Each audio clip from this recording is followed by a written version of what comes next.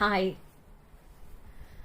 I've often been asked to create a meditation video dealing with breaking old self-limiting beliefs. And my answer is only this. While meditation can be a support system, there is no meditation in the world that can help you to break free of self-limiting beliefs. And why do I say this? Beliefs are something that we have created deep within our subconscious, deep within our inner child, in order to help us survive. Beliefs have been created by us when we were very, very young. Many of our beliefs come from a time when we were so young that we didn't really understand intellectually the world around us. We only reacted to the world around us emotionally. And that is when we are below 7 years of age. So when you find that there are certain goals or certain desires that you would like to accomplish, but there are beliefs that come in the way, there are certain reasons why you don't pursue those goals and desires, the first step is to ask yourself, why? What am I telling myself? Why am I not going towards this goal?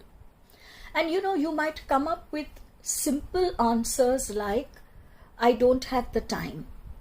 I don't have the monetary resources. I'm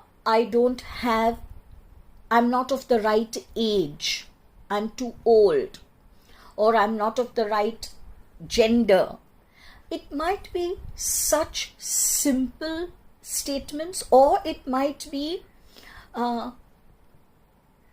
society will reject me, or I shall be excommunicated. They could also be such strict beliefs as well.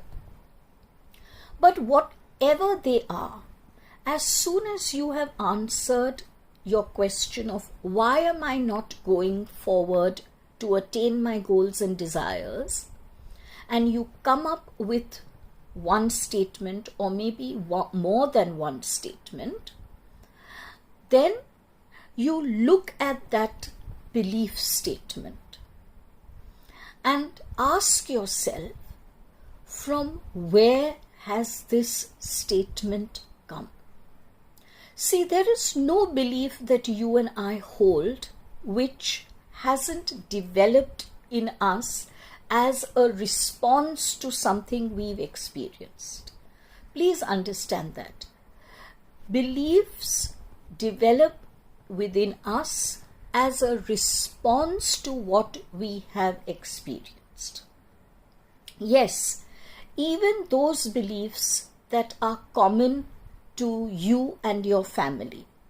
For example, you might have grown up in a family that believed that money is the root of all evil, and that the pursuit of money is actually something that is greedy. Even if you come from that family structure and your answer might be that I have this belief because my family had this belief, even then this belief is your response. You wanted to fit in with your family. You wanted to be not different. And so you responded by adopting their belief.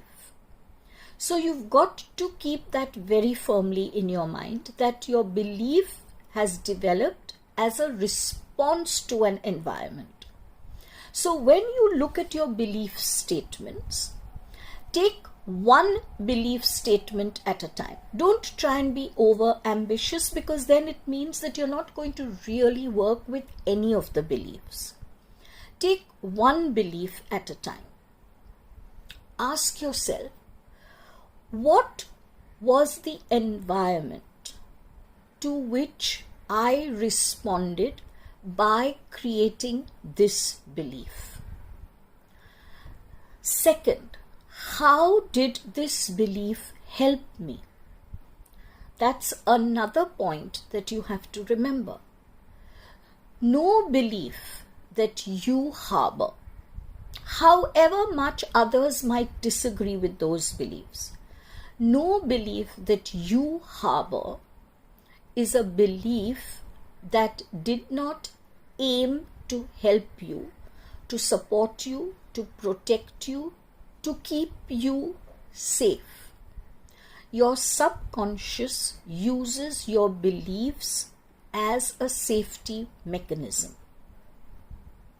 So once you know what the environment was to which you responded, then you must ask yourself, how did this belief help me? The very fact that you want to change that belief now means that it is not helping you anymore. But it is vital for you to know how it did help you. And you might be a little surprised, because you might find out when you are self-introspecting that in a very few cases that belief statement still helps you. It may not help you in a very positive manner, but it does help you. Once you know this answer of how did it help you, you now go on to ask yourself, if I were to let this belief go, am I in any kind of danger? Physical, emotional, mental, spiritual. Do remember that our survival instinct is the strongest instinct that we have. So you have to assure your inner child that you are safe. Once you know that you are safe, you proceed with the fourth step. And that is, what do I replace this belief with? So for example, if your belief is, I'm too old for this, I'm too old to try it, all you have to do is to actually take a step that goes entirely against that belief. So, I know a friend of mine, very close friend of mine, who always believed that he would never be able to hold sessions for his clients over Zoom, over WhatsApp video, and so on. So when I used to urge him, he would always say, this is not for me. I don't understand technology. I'm not going to be able to do it. I need to be in person with my client. Then, of course, came COVID. And COVID has done so much to ensure that our belief systems shatter. Now, there was no way he could go to be with his client. There was no way for the client to be with him. And so he had to, perforce, change the belief system. And he changed that by taking action. He actually conducted one session over Zoom and found that of course he could do it. And that became a second one and a third one. And the belief had changed. So you see, this is why there is no meditation, there is no EFT, there are no switch words that can change the beliefs for you. They can all support your intention to change the self-limiting beliefs. But the only thing, and please hear me clearly, the only thing that can change self-limiting beliefs is to take steps every single day. Small steps, big steps, that's immaterial. But you have to take steps every single day. These steps are action oriented, not thought oriented. Our first 3 steps were about introspection, thinking, pondering, looking within. Now comes the stage of action. You have to take action that is diametrically opposing your belief system. So whatever it is that you have said, I can't do this because, now take an action that goes diametrically opposite to that. And this is exactly why I say, don't work with too many beliefs at the same time. Take one belief, because you will find that taking even a small step is initially very challenging. But just because it's challenging doesn't mean that it is impossible. If you continually look around for switch words and affirmations and meditations and whatever else you consider are energy tools in order to help you change the self-limiting beliefs, it just means that you are actually trying to distract yourself because you don't really want to take on the responsibility for change. Yes, I may be sounding a little harsh, but we must recognize that we often use energy tools to distract ourselves. We only say we want to change, but we don't really want to. Because if we really want to, then you and I will take that one step every single day. I cannot stress this enough. One step every single day. And soon you'll find that you have a belief system that is positive and beneficial for you. And then you can proceed to change another belief, and so on and so on. Remember, beliefs helped you at one time.